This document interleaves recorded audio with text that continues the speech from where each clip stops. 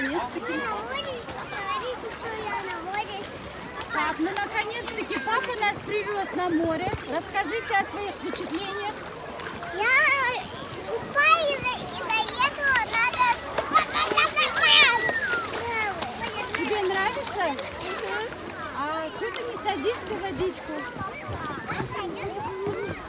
Ну рассказывайте. Водичка теплая? Да. Что еще интересного можете сказать? И еще на котик. Что?